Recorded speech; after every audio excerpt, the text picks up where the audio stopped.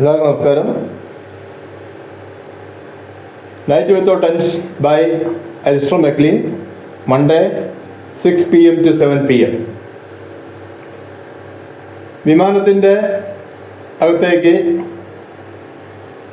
Air ഹോസ്റ്റസിൻ്റെ ശരീരത്തിലെ മുറിവ് ഏത് ഭാഗത്തുനിന്ന് സംഭവിച്ചു എന്ന് മനസ്സിലാക്കാൻ പോയ ഡോക്ടർ മേസൺ കൂടുതൽ ഷോക്കിംഗ് ആയിട്ടുള്ള കാര്യങ്ങൾ മനസ്സിലാക്കി. വിമാനത്തിൻ്റെ മെയിൻ പൈലറ്റും കൂടാതെ ഏറ്റവും ബാക്ക് സീറ്റിലിരുന്ന കേണൽ ഹാരിസനും വെടിയേറ്റ് കൊല്ലപ്പെട്ടിരിക്കുന്നു. സെക്കൻഡ് പൈലറ്റ് അവരുടെ ക്യാബിനിൽ വെച്ച് ശ്വാസം മുട്ടി കൊല്ലപ്പെട്ടിരിക്കുന്നു. അത് അദ്ദേഹം നേരത്തെ മനസ്സിലാക്കിയ കാര്യമാണ്. ഇതുകൂടാതെ ഫ്ലൈറ്റ് എഞ്ചിനീയർ, കോ പൈലറ്റ് രണ്ടുപേരും ആ ക്രാഷ് ലാൻഡിങ്ങിൻ്റെ ആഘാതത്തിൽ മരിച്ചുപോയി. ചുരുക്കി പറഞ്ഞ 5 മരണങ്ങൾ. അതൊരു ഓർഡിനറി ക്രാഷ് ലാൻഡിംഗ് അല്ല, ആരോ മനഃപൂർവ്വം ആ വിമാനത്തിന് ക്രാഷ് ലാൻഡ് ചെയ്യിച്ചതാണ്. ചുരുക്കി പറഞ്ഞാൽ ആ ക്രാഷ് ലാൻഡ് ചെയ്യിച്ച വ്യക്തി 5 മരണങ്ങൾക്ക് ഉത്തരവാദിയാണ്. ഇത്രയും ഡോക്ടർ മേസൺ മനസ്സിലാക്കി. ആ മെൻ്റൽ ഷോക്കിൽ കേണൽ ഹാരിസൺ മരിച്ചിരിക്കുന്നതിൻ്റെ തൊട്ടടുത്തിരിക്കുന്ന സീറ്റിലിരിക്കുമ്പോഴാണ് ഫ്രണ്ടിൽ നിന്ന് ഒരു ശബ്ദം കേട്ടതും അദ്ദേഹം അസാധാരണമായ ഒരു ചിന്തയിലേക്ക് പോയത്. വീണ്ടും ആ ശബ്ദം ഒന്നുകൂടി കേട്ടു. അപ്പോൾ അദ്ദേഹം ആ ചിന്തയിൽ നിന്ന് ഉണർന്നു. അദ്ദേഹം ഒരു മിനിറ്റ് ആലോചിച്ചു, ഞാനൊരു ഡോക്ടറല്ലേ, ഞാനിങ്ങനെയുള്ള മണ്ടത്തരങ്ങൾ ചിന്തിക്കാൻ പാടുണ്ടോ? എന്തായാലും അദ്ദേഹം ചാടി എണീറ്റപ്പോൾ അദ്ദേഹം ആലോചിച്ചു, വന്നിരിക്കുന്നത് ആ ലേഡിയാണ്. സ്വാഭാവികമായിട്ടും കയ്യിൽ തോക്കും ഉണ്ടാവും. അപ്പോൾ ഇവരുടെ മുന്നിലേക്ക് ഇപ്പം പോകുന്ന അപകടമല്ലേ? അപ്പോഴാണ് ഡോക്ടർ പറഞ്ഞത്, എൻ്റെ അടുത്തുണ്ടല്ലോ ഒരു തോക്ക്. കാരണം കേണൽ ഹാരിസന്റെ ശരീരത്തിൽ നിന്ന് അയാളുടെ പോക്കറ്റിൽ നിന്ന് കിട്ടിയ തോക്ക് ഇപ്പോൾ ഡോക്ടർ മേസന്റെ കയ്യിലിരിപ്പുണ്ട്. അദ്ദേഹം ആ തോക്ക് പോക്കറ്റിൻ്റെ അകത്ത് എടുത്തു, ടോർച്ച് കത്തിച്ചു, കൺട്രോൾ ക്യാബിനിലേക്ക് ഓടി. മഹാമണ്ഡലമാണ് ചെയ്തത്. ഡോക്ടർ മേസൻ ഇത്തരം കാര്യങ്ങളിൽ ട്രെയിനിങ് ഇല്ലാത്തതുകൊണ്ടാണ് ഇങ്ങനെയൊക്കെ ചെയ്യുന്നത്. ഒരു കയ്യിൽ തോക്കും മറ്റേ കയ്യിൽ ടോർച്ചും പിടിച്ചുകൊണ്ട് ആ ഇരുട്ടിലൂടെ ഓടുമ്പോൾ ആ ഇരുട്ടത്ത് ഇത്തിരി മാറി നിൽക്കുന്ന ഒരാൾക്ക് ഡോക്ടർ മേസനെ അപായപ്പെടുത്താൻ ഏറ്റവും എളുപ്പമാണ്. കാരണം ഈ ടോർച്ച് കത്തിച്ച് പിടിച്ചിരിക്കുന്നതുകൊണ്ട് ഡോക്ടർ മേസന്റെ സ്ഥാനം കൃത്യമായിട്ട് അറിയാം. അവിടെ നിന്ന് ഒരു പിസ്റ്റൾ ഷൂട്ട് കൊടുത്താൽ doctor Mason will be closed. എന്തോ അങ്ങനെയൊന്നും സംഭവിച്ചില്ല. അദ്ദേഹം കൺട്രോൾ ക്യാബിനിലെത്തി. കൺട്രോൾ ക്യാബിനിലെത്തുമ്പോൾ കാണുന്ന സീന്, അതിൻ്റെ ആ പൊട്ടിയ വിൻഡോ ഗ്ലാസിലൂടെ ഒരു രൂപം പുറത്തേക്ക് ചാടുന്നു. ഡോക്ടർ മേസൺ പെട്ടെന്ന് തോക്ക് ഉയർത്തി ഷൂട്ട് ചെയ്തു. ഒന്നും സംഭവിച്ചില്ല. ഒന്നുകൂടി ഷൂട്ട് ചെയ്യാൻ തോക്ക് ഉയർത്തുമ്പോഴേക്കും ആ രൂപം പുറത്തേക്ക് ചാടി കഴിഞ്ഞിരുന്നു. പുറകെ ഡോക്ടർ മേസനും പുറത്തേക്ക് ചാടി. അപ്പോൾ ആ രൂപം വിമാനത്തിൻ്റെ ചുറ്റും ഓടുകയാണ്. ചുറ്റും മീൻസ് അവർ വിമാനത്തിൻ്റെ ആ ഇടിയുടെ ആഘാതം ഏറ്റ ഭാഗത്താണല്ലോ നിൽക്കുന്നത്. അവരുടെ ഫ്രണ്ടിലേക്ക് വന്നാലേ ക്യാബിനിലേക്ക് പോകാൻ വഴിയുള്ളൂ. അങ്ങനെ കറങ്ങി ഓടുകയാണ്. വീണ്ടും അദ്ദേഹം ഷൂട്ട് ചെയ്തു. അപ്പോഴും ഒന്നും സംഭവിച്ചില്ല. അപ്പോഴാണ് അദ്ദേഹം അടുത്ത മണ്ടത്തരത്തെക്കുറിച്ച് ചിന്തിച്ചത്. കാരണം സാധാരണ ഈ പിസ്റ്റലുകൾ, പ്രത്യേകിച്ച് നമ്മൾ ഈ പോക്കറ്റുകളിൽ കൊണ്ടു നടക്കുന്ന ഈ ഫയറിംഗ് അയൺസിലെല്ലാം, ഉപകരണങ്ങളിലെല്ലാം ഒരു സേഫ്റ്റി ലോക്ക് ഉണ്ടാവും. സേഫ്റ്റി ക്യാച്ച് എന്നാണ് അത് നോർമലി അറിയപ്പെടുന്നത്. അത് റിലീസ് ചെയ്താൽ മാത്രമേ ഷൂട്ട് ചെയ്യാൻ പറ്റുള്ളൂ. അല്ലെങ്കിൽ ഇത് പോക്കറ്റിലെങ്ങാനും കിടന്ന് അബദ്ധത്തിൽ ആ ട്രിഗർ ഒന്ന് പ്രസ്സായാൽ പ്രശ്നമല്ലേ? അതുകൊണ്ട് എപ്പോഴും ആ രീതിയിലായിരിക്കും ഈ വിമാനത്തിൻ്റെ അകത്ത്, ഈ പിസ്റ്റളിൻ്റെ വർക്കിംഗ്. സേഫ്റ്റി ക്യാച്ച് റിലീസ് ചെയ്താൽ മാത്രമേ ഷൂട്ട് ചെയ്യാൻ പറ്റുള്ളൂ. സ്വയം ശപിച്ചുകൊണ്ട് doctor Mason safety catch release ചെയ്തു. വിമാനത്തിന് കറങ്ങി വന്നു. അപ്പോഴേക്കും ആ രൂപം ആ ബാംബു പോൾസിൻ്റെ വഴി കൂടെ ക്യാബിനിലേക്ക് ഓടുന്നത് കൊണ്ട് വളരെ വേഗത്തിൽ ഓടുകയാണ്. പുറകെ ഡോക്ടർ മേസൻ ഓടി. അപ്പോൾ ഈ മുമ്പേ ഓടുന്ന രൂപവും ഒരു ടോർച്ച് കത്തിച്ചു പിടിച്ചിട്ടുണ്ട്. പക്ഷേ വളരെ വേഗതയിൽ ഓടുന്നതുകൊണ്ട് ഡോക്ടർ മേസന് പുറകെ നിന്ന് ഷൂട്ട് ചെയ്യാൻ പറ്റില്ല. ഷൂട്ട് ചെയ്താൽ അത് ലക്ഷ്യത്തിൽ കൊള്ളില്ല. അങ്ങനെ കുറച്ച് ദൂരം ഓടി ആ രൂപം പെട്ടെന്ന് ഇടത്തോട്ട് തിരിഞ്ഞു, എന്നിട്ട് അങ്ങോട്ട് ഓടാൻ തുടങ്ങി. ഡോക്ടർ മേസനും ഇടത്തോട്ട് തിരിഞ്ഞു, ആ രൂപത്തിൻ്റെ പുറകെ ഓടി. കുറച്ച് ദൂരം ചെന്നതും ആ രൂപൻ കയ്യിലിരുന്ന ടോർച്ച് പെട്ടെന്ന് ഓഫ് ചെയ്തു. ഡോക്ടർ മേസൻ പിന്നെ അദ്ദേഹത്തിൻ്റെ ടോർച്ച് ചുറ്റും അടിച്ചു നോക്കി. പക്ഷേ ഈ ശക്തമായ മഞ്ഞ് കാരണം ഈ ടോർച്ചിൻ്റെ വെളിച്ചം ഒരുപാട് ദൂരത്തേക്ക് ഇതിൻ്റെ റേഞ്ച് എത്തില്ല. അതുകൊണ്ട് ഒന്നും കാണാൻ കഴിഞ്ഞില്ല. വീണ്ടും അദ്ദേഹം കുറച്ചുകൂടി മുന്നോട്ട് പോയി, വീണ്ടും ടോർച്ച് അടിച്ച് നോക്കി, ഒന്നും കണ്ടില്ല. ഇതിനിടയിൽ ഈ മുൻപേ ഓടിയ ആ വ്യക്തി എങ്ങോട്ട് പോയി എന്നുള്ള കാര്യം ഡോക്ടർ മേസന് യാതൊരു പിടിയുമില്ല. പെട്ടെന്ന് അദ്ദേഹം സ്വന്തം അടുത്ത മണ്ടത്തരത്തെ കുറിച്ച് ആലോചിച്ചു. അടുത്ത മണ്ടത്തരം അദ്ദേഹം ആലോചിച്ചതാണ്, ഞാൻ ഈ രൂപത്തിൻ്റെ പുറകെ ഓടിയ നേരം നേരെ ക്യാബിനിലേക്ക് ഓടിയാൽ മതിയായിരുന്നു. എന്തായാലും ഈ പുറത്തുള്ള ആൾ ക്യാബിനിലോട്ട് വന്ന് കയറുമല്ലോ, അപ്പം വ്യക്തമായിട്ട് അത് ആരാണെന്ന് മനസ്സിലാക്കാൻ പിടിക്കാം. എന്തായാലും ഈ മഞ്ഞില് അധിക നേരം പുറത്ത് നിൽക്കാൻ പറ്റില്ല, മരവിച്ച് മരിച്ചു പോകും. പ്രത്യേകിച്ച് ആ കാര്യത്തിൽ ഡോക്ടർ മേസനേക്കാൾ കഷ്ടമാണ് മറ്റേ വ്യക്തിയുടെ അവസ്ഥ. ഡോക്ടർ മേസനുള്ള പോലെ സ്പെഷ്യൽ ഡ്രസ്സുകളൊന്നുമില്ല. പക്ഷെ ആ സമയത്ത് അതൊന്നും തോന്നിയില്ല. അയാളുടെ പുറകെ ഓടി. ഇപ്പൊ അയാൾ എവിടെയാണെന്ന് അറിയില്ല. ഇനി തിരിച്ചു പോണ്ടേ? ആ ബാംബു ബോൾസിന്റെ വഴിയിൽ എത്തിയിട്ട് വേണം ക്യാബിനിലേക്ക് പോകാൻ. അങ്ങനെ ഡോക്ടർ മേസൻ ആലോചിച്ചു, ഞാൻ ക്യാബിൻ്റെ ഭാഗത്തേക്ക് ഓടുമ്പോൾ എനിക്ക് എതിർവശത്തായിരുന്നു കാറ്റ്. ഇപ്പം ഞാൻ ഇടത്തോട്ട് തിരിഞ്ഞ് കുറച്ച് ദൂരം വന്നു. സ്വാഭാവികമായിട്ട് ഇനി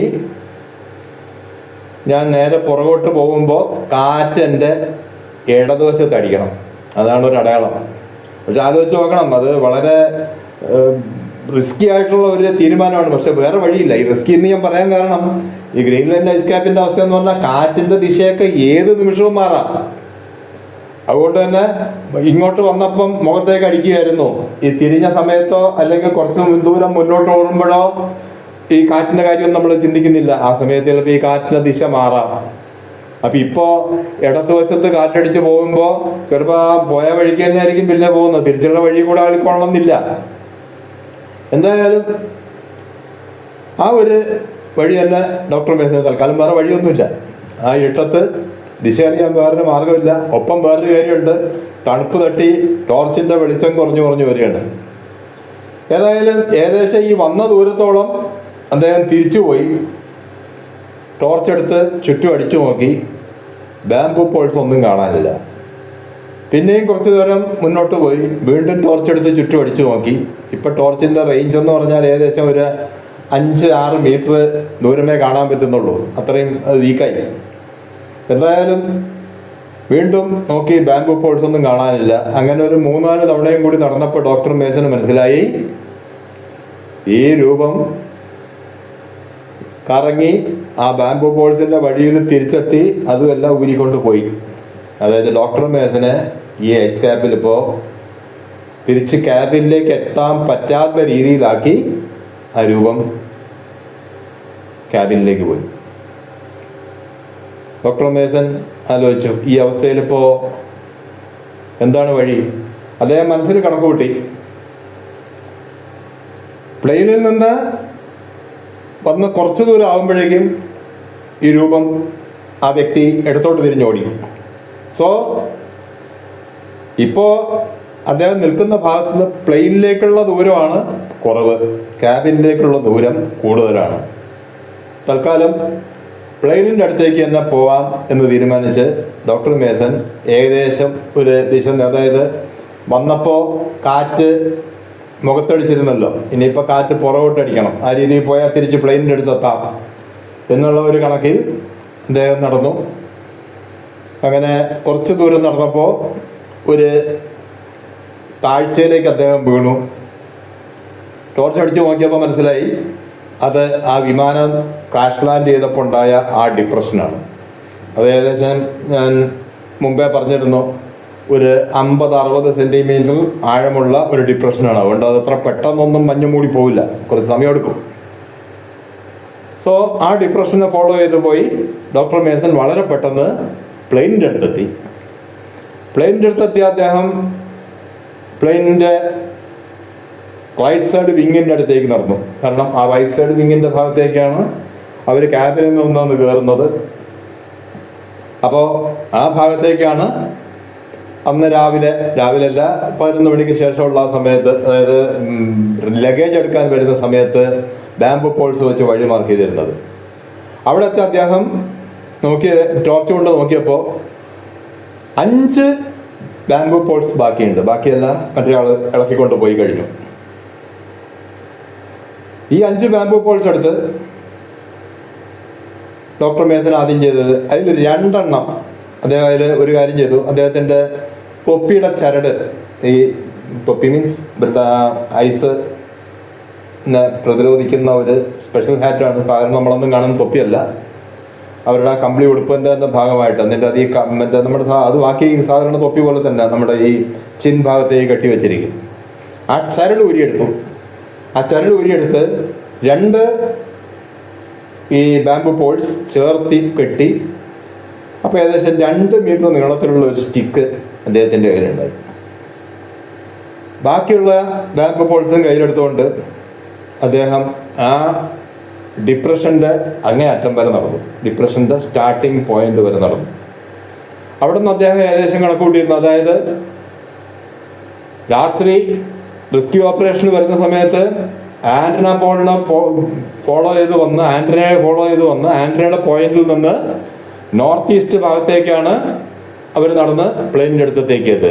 കുറച്ച് വളഞ്ഞു വരിഞ്ഞൊക്കെയാണ് വന്നത്, എന്നാലും ശരിക്കുള്ള ദിശ നോർത്ത് ഈസ്റ്റ് ആണ്. ആദ്യം അവർ കുറേ വടക്കോട്ട് പോയി, പിന്നെ കിഴക്കോട്ട് പോയി, അങ്ങനെയൊക്കെയാണല്ലോ പുലർച്ചെ എത്തിയത്. എന്നാലും സ്ട്രെയിറ്റ് നോർത്ത് ഈസ്റ്റ് ഭാഗത്തേക്ക് നടന്നാൽ അദ്ദേഹത്തിന് ആന്റണിയുടെ അടുത്തെത്താം എന്നുള്ള ഒരു ഐഡിയ. പക്ഷേ ഈ ദിശയൊന്നും മനസ്സിലാക്കാൻ വഴിയില്ല. നേരത്തെ പറഞ്ഞ കാറ്റടിക്കുന്ന ദിശ മാത്രമേ ഉള്ളൂ. കാറ്റിൻ്റെ ദിശ ഇടയിലെങ്ങാനും മാറിയിട്ടുണ്ടെങ്കിൽ ഈ കാൽക്കുലേഷൻ ഒന്നും നടക്കില്ല. എന്തായാലും അദ്ദേഹം ആ രീതിയിൽ സ്വല്പം മുന്നോട്ട് കടന്നു. 10 അടി മുന്നോട്ട്, ഏകദേശം ഒരു 5 മിനിറ്റ് സമയം ആദ്യം നടന്നു. കാരണം ദൂരം ഉണ്ടല്ലോ കുറച്ച് ഈ ആന്റണ പോളിൻ്റെ അടുത്തേക്ക്. എന്നിട്ട് ആ നടക്കുന്ന ദിശയിൽ ഒരു ബാംബു പോള് ആ വഴിയിലിട്ടു. എന്നിട്ട് അദ്ദേഹത്തിൻ്റെ കയ്യിലിരിക്കുന്ന 2 ബാംബു പോൾസ് ചേർത്ത് കെട്ടി ആ വടി നീട്ടിപ്പിടിച്ചുകൊണ്ട് ഒന്ന് കറങ്ങി. ഈ കറങ്ങുന്നതിൻ്റെ ഉദ്ദേശം ചിലപ്പോൾ ഈ ആന്റണ പോളിൻ്റെ ഇടതുവശത്തൂടെയോ വലതുവശത്തൂടെയോ ഒക്കെ ആയിരിക്കും പോകുന്നത്. ഇരുട്ടാണ്, ടോർച്ചിൻ്റെ വെളിച്ചം തീരെ ഇല്ലാതായി. ഇനിയിപ്പോൾ അത് ഈ കറക്കത്തിൽ ഇത് ആന്റണ പോളിൽ എവിടെയെങ്കിലും തട്ടിയാലേ അതിനെ ഐഡന്റിഫൈ ചെയ്യാൻ പറ്റുള്ളൂ.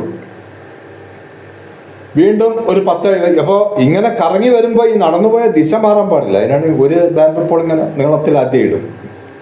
വീണ്ടും ആ പോൾ കയ്യിലെടുക്കും, അത് കിടന്ന ഭാഗത്തെ നോക്കി അങ്ങ് നടക്കും. 10 അടി നടക്കും, വീണ്ടും നിൽക്കും, ഇങ്ങനെ ഈ മറ്റേ വടി നീട്ടിപ്പിടിച്ചുകൊണ്ട് കറങ്ങും. ഇങ്ങനെ ഒരു 10 തവണയോളം അദ്ദേഹം ഓരോ 10 അടി നടക്കും, നിൽക്കും, ഒന്ന് കറങ്ങും. ഇനി ഡോക്ടർ മേസൺ അപ്പോൾ ഒരു സംശയം, ഇനിയിപ്പം ഞാൻ നടന്നത് കുറച്ചുകൂടി എന്ന് വെച്ചാൽ ഈ തുടക്കത്തിൻ്റെ അവിടെ നിന്ന് 1 ഡിഗ്രി ആംഗിൾ മാറിയാൽ മതി. നമ്മൾ ഒരുപാട് ദൂരമായിരിക്കും ഒരു ലക്ഷ്യം എത്തുമ്പോഴേക്കും പോകുന്നത്. അപ്പം അതുകൊണ്ട് നടന്ന് തുടങ്ങിയപ്പോൾ തന്നെ ആ ഡിപ്രഷൻ്റെ അവിടെ നടന്നു തുടങ്ങിയപ്പോൾ ഈ സൗത്ത് വെസ്റ്റ് എന്ന് കണക്കാക്കിയത് ഒരു ലേശം മാറിപ്പോയാൽ മതി, കഴിഞ്ഞു, പിന്നെ ഇത് കണ്ടുപിടിക്കാൻ പറ്റില്ല. എന്തായാലും പിന്നെ അദ്ദേഹം തീരുമാനിച്ചു ഇനി 10 അടിയും കൂടി നടന്നു. 10 അടി നടന്ന് അപ്പോഴേക്കും ആന്റണ പോൾ എത്തിയില്ലെങ്കിൽ എൻ്റെ ജീവിതം കഴിഞ്ഞു, ഞാൻ ഇന്ന് രാത്രി ഈ മഞ്ഞിൽ കിടന്നുമായിരിക്കും. കാരണം വേറെ വഴിയില്ല. ക്യാബിനെത്തണം, ഇല്ലെങ്കിൽ ഈ മഞ്ഞിൽ എത്ര നല്ല ഡ്രസ്സൊക്കെ ഇട്ടെങ്കിലും ഒരു പർട്ടിക്കുലർ ടൈമിൽ കൂടുതലൊന്നും നിൽക്കാൻ പറ്റില്ല. അങ്ങനെ ഡോക്ടർ മേസൺ 7ാമത്തെ അടിയിൽ അദ്ദേഹം ഒരു ആന്റണ പോളിൽ ശക്തമായിട്ട് ചെന്ന് ഇടിച്ചു. അവിടെ വീഴുകയും ചെയ്തു. കാരണം നടന്നു പോകുമ്പോൾ പെട്ടെന്ന് നമ്മൾ ഒറ്റക്കള്ളിൽ ചെന്ന് ഇടിച്ചാൽ നമ്മൾ പ്രതീക്ഷിക്കുന്നില്ലല്ലോ. വീണപ്പോഴും അദ്ദേഹത്തിന് പക്ഷെ സന്തോഷമാണ് തോന്നിയത്, കാരണം ആന്റണ പോൾ കണ്ടുപിടിക്കാൻ പറ്റിയല്ലോ. അവിടെ നിന്ന് അദ്ദേഹം എണീറ്റു. ആ കയ്യിലിരുന്ന വടി മുകളിലേക്കൊന്ന് പൊക്കി. അത് ആന്റിന കേബിളിൽ തട്ടി. ഈ ആന്റിന കേബിൾ നേരെ പോകുന്ന ക്യാബിനിലേക്കാണ്. ഇനി ഒന്നും ആലോചിക്കാനില്ല. ആ വടി അങ്ങനെ പിടിച്ചുകൊണ്ട് ഡോക്ടർ മേസൺ ഓട്ട വടി ക്യാബിനിലേക്ക്. ഈ വടി ആന്റിന ആ കേബിളിൽ നിൽക്കുന്നിടത്തോളം കാലം ആ ദിശ നേരെ പോകുന്നത് ക്യാബിനിലേക്കാണ്. അങ്ങനെ വിതിൻ 3 minutes, കാരണം ആ ഒരു 80 മീറ്റർ 80-90 മീറ്റർ നീളമേ ഉള്ളൂ ഈ ആന്റിന കേബിൾ. ക്യാബിനിൽ നിന്ന് അത്രയും ഡിസ്റ്റൻസിലാണ് ഈ ആന്റിന നിൽക്കുന്നത്. അങ്ങനെ പിന്നെ പക്ഷേ ഈ മഞ്ഞിൽ കൂടെ ഓടുമ്പോൾ നമ്മൾ സാധാരണ ഇങ്ങനെ ഓടുന്ന പോലെ അല്ല, കുറച്ചുകൂടിയൊക്കെ ബുദ്ധിമുട്ടുണ്ട്. എന്തായാലും വളരെ ചുരുങ്ങിയ സമയം കൊണ്ട് അദ്ദേഹം ക്യാബിനിലെത്തി. അദ്ദേഹം ആദ്യം കണ്ടത് ജോസിനെയാണ്. ബാക്കി എല്ലാവരും അദ്ദേഹം നോക്കുമ്പോൾ ട്രാക്ടർ പണിയെടുക്കുന്ന ഭാഗത്താണ്. ഫുഡ് ടണലിലും ട്രാക്ടർ ഷെഡിലും ഒക്കെ ആയിട്ട് അവിടെ പണികൾ നടന്നുകൊണ്ടിരിക്കുന്നു. അപ്പോൾ ഇത്രയും നേരം ഡോക്ടർ മേസന്റെ വിചാരം അദ്ദേഹം പോയിട്ട് ഒരുപാട് നേരമായിട്ട് ഇവിടെ ചുറ്റിക്കറങ്ങിക്കൊണ്ടിരിക്കുകയാണെന്ന്. ക്യാബിൻ്റെ അകത്ത് കയറി വാച്ച് നോക്കിയപ്പോഴാണ് അദ്ദേഹത്തിന് മനസ്സിലായത് അദ്ദേഹം അവിടെ നിന്ന് പോയിട്ട് വളരെ കുറച്ച് സമയമായിട്ടുള്ളൂ. ഇപ്പം സമയം ജസ്റ്റ് 6:30 കഴിഞ്ഞിട്ടേ ഉള്ളൂ. അങ്ങനെ ക്യാബിനിലെത്തി അദ്ദേഹം ആദ്യം കണ്ടത് ജോസിനെയാണ്.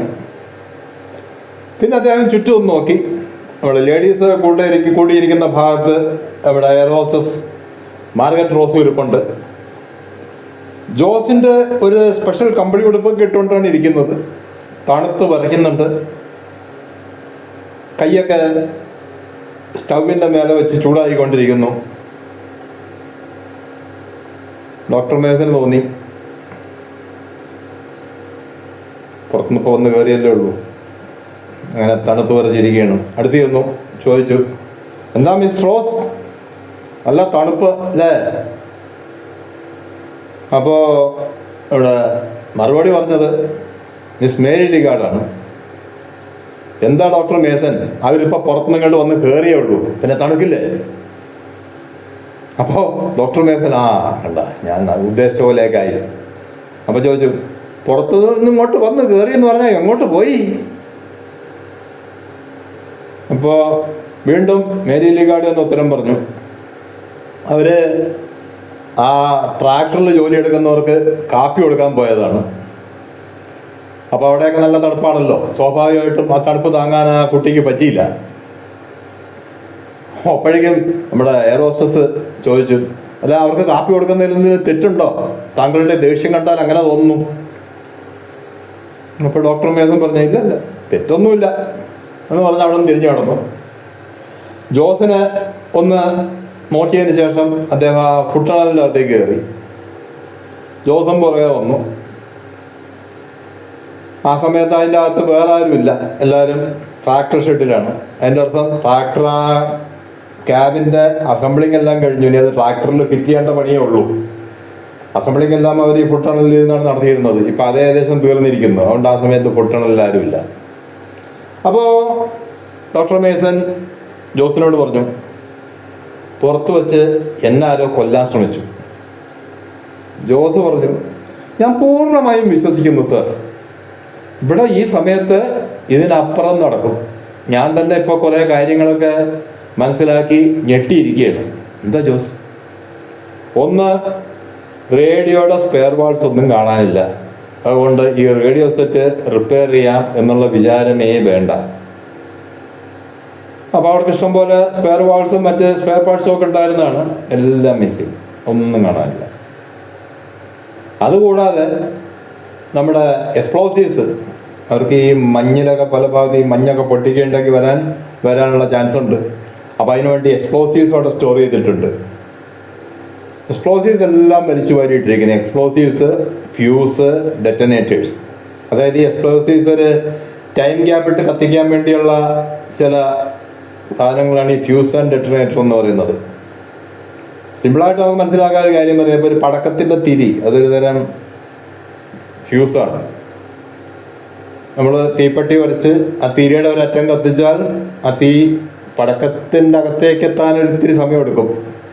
ആ സമയം കൊണ്ടാണ് നമ്മൾ ആ പടക്കം ലേശം ദൂരോട്ടിടുന്നതും അതവിടെ കിടന്ന് പൊട്ടുന്നതും. അപ്പോൾ അത്തരമുള്ള ചില എക്യുപ്മെൻറ്റ്സ് ഒക്കെ വലിച്ചു വാരി ഇട്ടിട്ടുണ്ട്. ഇനിയിപ്പോൾ അതിൽ നിന്ന് എന്തെങ്കിലും നഷ്ടപ്പെട്ടിട്ടുണ്ടോ എന്ന് കൃത്യമായിട്ട് പറയാൻ പറ്റില്ല. എല്ലാം സ്കാറ്റേർഡാണ്. ഓൾറെഡി ഡോക്ടർ മേസൺ, ജോസ്, ജാക്സ്ട്രോ ഈ 3 പേർക്ക് മനസ്സിലായിട്ടുണ്ട് കുറ്റവാളി എയർ ഹോസ്റ്റസ് ആണെന്ന്. അപ്പോൾ ജോസ് പറഞ്ഞു, സാർ ഇനി ഇവിടെ കൂട്ടിയേ പറ്റൂ, ഇല്ലെങ്കിൽ ഇവിടെ കൂടുതൽ അപകടങ്ങളുണ്ടാവും. പക്ഷേ അതിന് ഒന്നുകിൽ നമുക്ക് വ്യക്തമായ തെളിവുകൾ വേണം, അല്ലെങ്കിൽ അവൾ കുറ്റം സമ്മതിക്കണം. അപ്പോൾ ഡോക്ടർ മേസൺ പറഞ്ഞു, രണ്ടും ഞാൻ ചെയ്യിക്കുന്നുണ്ട്, കാണിച്ചു തരാം. നേരെ അദ്ദേഹം മിസ് റോസിൻ്റെ അടുത്ത് പോയിട്ട് പറഞ്ഞു, മിസ് റോസ് ഞാനൊരു കാര്യം മറന്നുപോയി. അപ്പോൾ അവരിങ്ങനെ തിരിഞ്ഞ് നോക്കിയിട്ട് ചോദിച്ചു, എന്താണ് ഡോക്ടർ? അതായത് നമുക്കിവിടെ ഫുഡെല്ലാം ഷോർട്ടേജ് ആണല്ലോ, അതുകൊണ്ട് നിങ്ങളുടെ വിമാനത്തിൻ്റെ പാൻട്രിയിൽ എന്തെങ്കിലും ഫുഡ് ബാക്കിയുണ്ടെങ്കിൽ അത് നമുക്കിങ്ങ് എടുക്കണം. അപ്പോൾ അത് എനിക്ക് കൃത്യമായിട്ട് അവിടെ പോയാൽ അറിയില്ല, നിങ്ങളാണല്ലോ എൻ്റെ കാര്യങ്ങൾ അറിയാവുന്ന ആൾ, അപ്പോൾ നിങ്ങളും എൻ്റെ കൂടെ ഒന്ന് വരണം. അപ്പോൾ അത് പറഞ്ഞു, അതിലിപ്പോൾ കാര്യമായിട്ടൊന്നും ഉണ്ടാവില്ല, എന്തെങ്കിലും കുറച്ച് വല്ല സ്നാക്സൊക്കെ കാണും. അപ്പോൾ ഡോക്ടർ മേസൺ പറഞ്ഞു, മതി, കുറച്ചെങ്കിൽ കുറച്ച്, ഈ സമയത്ത് ഓരോ ബിറ്റും ഇമ്പോർട്ടൻ്റ് ആണ്, അതുകൊണ്ട് നിങ്ങൾ എൻ്റെ കൂടെ വരൂ എന്ന് പറഞ്ഞു. ഇത്തവണ പോകുമ്പോൾ ഡോക്ടർ മേസൺ അവരുടെ സെർച്ച് ലൈറ്റും കൂടെ എടുത്തു. കാരണം ടോർച്ചിൻ്റെ വെളിച്ചത്തിൽ ഈ വിമാനത്തിൻ്റെ ദിശ മനസ്സിലാവില്ല, അല്ലാതെ ഇപ്പോൾ അറിയാനുള്ള മാർഗങ്ങളുമില്ല. നമ്മുടെ ബാംബോ മാർക്കേഴ്സ് എല്ലാം മിസ്സിങ് ആണല്ലോ. അങ്ങനെ ഡോക്ടർ മേസനും മാർഗരറ്റ് റോസും ഡോക്ടർ മേസൻ പറഞ്ഞു, നീ മുമ്പേ നടന്നോ, ഈ ബാംബോ മാർക്കേഴ്സും കയ്യിൽ പിടിച്ചോ.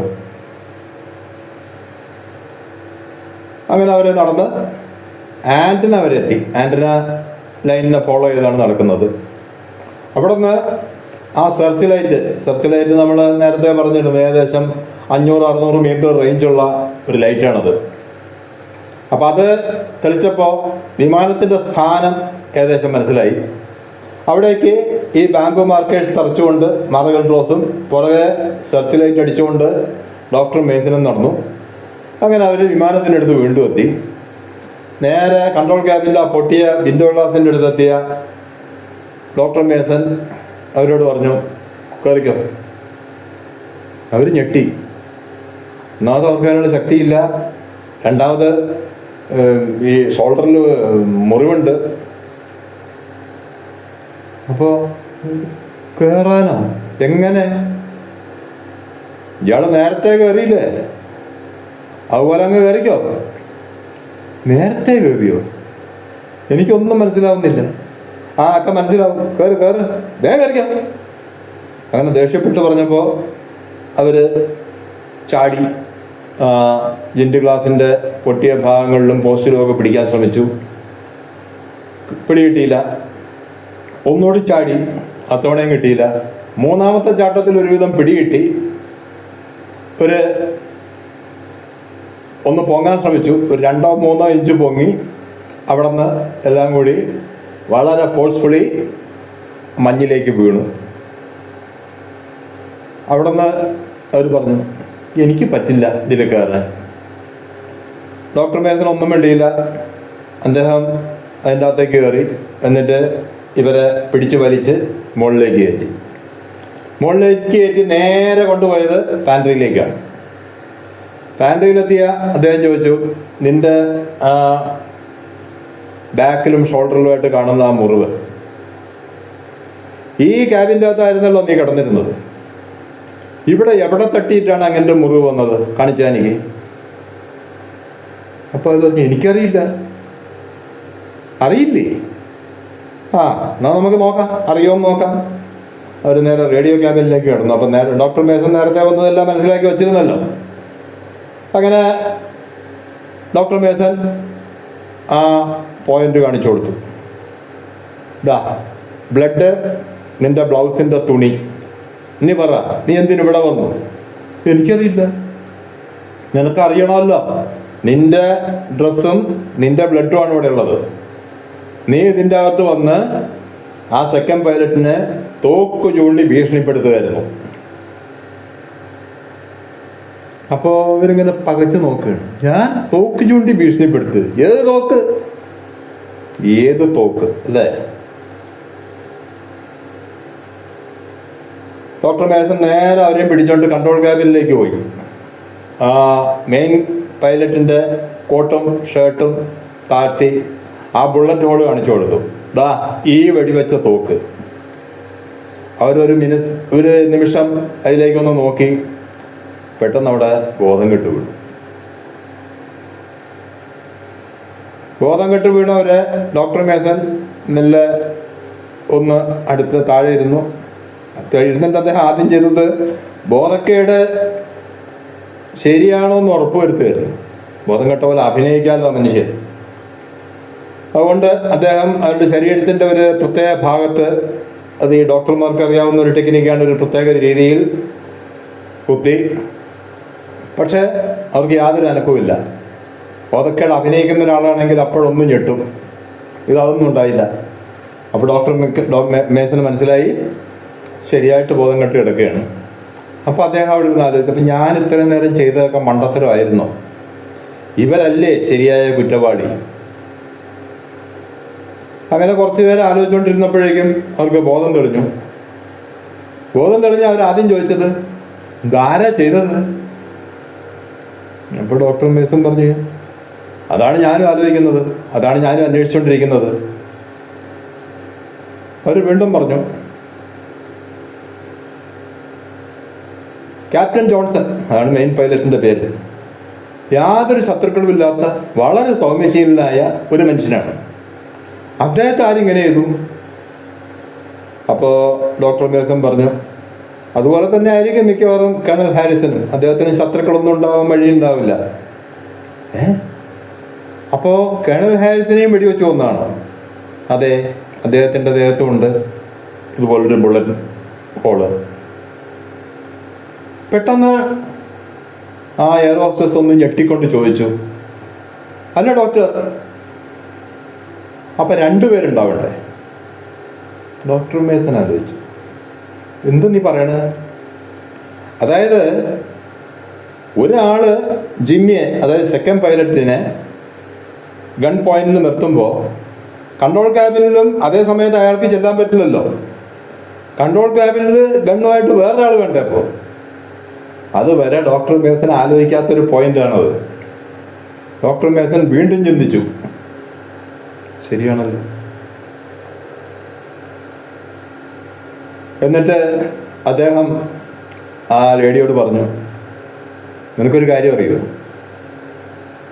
ഇല്ല, ഞാനൊരു നമ്പർ 1 ഇഡിയറ്റാണ്. അല്ലെങ്കിൽ ഇത്ര സിമ്പിളായിട്ടൊരു കാര്യം പോലും ഞാൻ ആലോചിക്കാതെ ചെയ്യില്ലായിരുന്നു. എന്തായാലും ഇതുവരെ ഞാൻ നിന്നോട് ഹാർഷായിട്ട് പെരുമാറിയതിനൊക്കെ സോറി. ഇനി നമുക്ക് പോകാം എന്ന് പറഞ്ഞപ്പോഴാണ് പെട്ടെന്ന് മാർഗരറ്റ് റോസ് ഒന്ന് ഞെട്ടി. എന്താ പുറത്തൊരു ശബ്ദം? അപ്പോൾ ഡോക്ടർ മെസ്സേജ് ചോദിച്ചു, പേടിയുണ്ട് നിനക്ക്, ഓരോന്ന് തോ എന്ന് വരെ പറഞ്ഞോളൂ. അപ്പോഴേക്കും ഡോക്ടർ മേസൺ നിർത്തി, കാരണം അതേ ശബ്ദം അദ്ദേഹവും കേട്ടു. ടോർച്ചും ഗണ്ണും ഒക്കെ ആയിട്ട് ചാടി എണീറ്റു. ആദ്യമേ സേഫ്റ്റി ക്യാച്ച് റിലീസ് ചെയ്തു.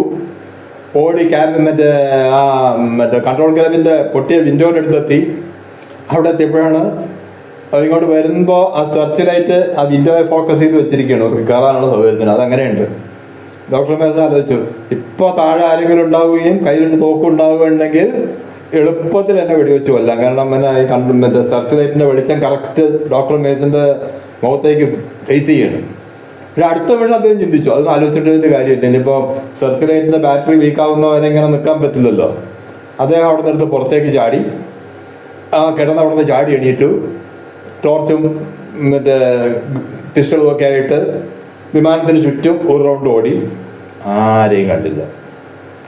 അപ്പോൾ ഡോക്ടർ മേസൺ ആലോചിച്ചു, ഇനിയിപ്പോൾ അവളെപ്പോലെ എനിക്കും പേടി പിടിച്ചു തുടങ്ങിയ ഈ ഇല്ലാത്തതൊക്കെ ഉണ്ടെന്ന് ഉള്ള ഒരു ഫീലിംഗ് വരാൻ. ഇത്രയും ആലോചിച്ചുകൊണ്ട് അദ്ദേഹം കൺട്രോൾ ക്യാബിൻ്റെ അടുത്തെത്തി. എന്നിട്ട് വിളിച്ചു, മിസ് റോസ്. അപ്പോൾ അവർ ജനലിൻ്റെ അടുത്തേക്ക് വന്നു. ഡോക്ടർ മേസൻ്റെ സഹായത്തോടെ പുറത്തേക്ക് ഇറങ്ങി. പുറത്തേക്ക് അവർ വിറച്ചുകൊണ്ട് ഡോക്ടർ മേസൻ്റെ ശരീരത്തോട് ചേർന്ന് നിന്നുകൊണ്ട് ചോദിച്ചു, എന്നെ ആ ഡെഡ് ബോഡീസിൻ്റെ ഇടയിൽ ഒറ്റയ്ക്ക് ഇട്ടിട്ട് നിങ്ങൾ പോയില്ലേ? ഡോക്ടർ മേസ പറഞ്ഞു, അത് ഞാൻ ആ സമയത്ത് ചിന്തിച്ചില്ല, സോറി, ആ സമയത്ത് ഞാൻ അതൊന്നും ചിന്തിച്ചില്ല. എന്തായാലും അവർക്കൊരു കാര്യം മനസ്സിലായി, ഡോക്ടർ മേസനെ സംശയിക്കുന്ന പോലെയുള്ള ഒരാളല്ല മിസ് മാർഗരറ്റ് റോസ്. അങ്ങനെ അവിടെ വന്നുകൊണ്ട് ഈ മാർഗരറ്റ് റോസ് അവരുടെ ഗ്ലൗസ് ഊരി അവരുടെ ഒരു മോതിര വിരലിൽ ഇടത്തെ കയ്യിൽ മോതിര വിരലിൽ കിടന്നിരുന്ന ഒരു മോതിരം അഴിച്ച് ഡോക്ടർ മേസൻ്റെ കയ്യിൽ കൊടുത്തു. ഡോക്ടർ മേസൻ അതിലേക്ക് ടോർച്ച് അടിച്ച് നോക്കി. JW-MR 1958 28 സെപ്റ്റംബർ, ഇത്രയും അതിൽ ചെറുതായിട്ട് എഴുതിയിട്ടുണ്ടായിരുന്നു. അപ്പോൾ അവർ പറഞ്ഞു, അത് ജിമ്മി വാട്ടർമാനും മാർഗരറ്റ് റോസും ആ ഡേറ്റിന് എൻഗേജ്മെൻ്റ് കഴിഞ്ഞു, അടുത്ത ക്രിസ്മസിന് ഞങ്ങൾ വിവാഹിതരാവാൻ ഇരിക്കുകയായിരുന്നു. ആ സമയത്താണ് ഇപ്പം ഇങ്ങനൊരു സംഭവം ഉണ്ടായിരിക്കുന്നത്. ഈ വിവാഹം നിശ്ചയിച്ച് ഒന്നിച്ച് വർക്ക് ചെയ്യുമ്പോൾ തന്നെ കണ്ടിഷ്ടപ്പെട്ടൊക്കെ ആയിരിക്കാം, അതുകൊണ്ട് അവർ തമ്മിൽ കൂടുതൽ അറ്റാച്ച്മെൻ്റ് ഉണ്ടാവാം. എന്തായാലും അങ്ങനെ അവർക്ക് അത്രയും വേണ്ടപ്പെട്ട ആ സെക്കൻഡ് പൈലറ്റാണ് മരിച്ചു പോയത്. അപ്പം എന്തായാലും അയാളെ കൊന്നത് അവരാവാൻ വഴിയില്ല. പിന്നെ ഈ പറഞ്ഞ രീതിയിൽ ഒരു ഡെഡ് ബോഡി കാണുമ്പോഴേക്കും പേടിച്ച് ബോധം കെട്ട് വീഴുന്ന ഒരാളൊരിക്കലും ഒരു കൊലപാതകം നടത്തില്ല. ഇത്രയും കാര്യങ്ങൾ ഡോക്ടർ മേസന് മനസ്സിലായി. അദ്ദേഹം അവരെ ചേർത്ത് പിടിച്ചുകൊണ്ട് ക്യാബിനിലേക്ക് നടന്നു.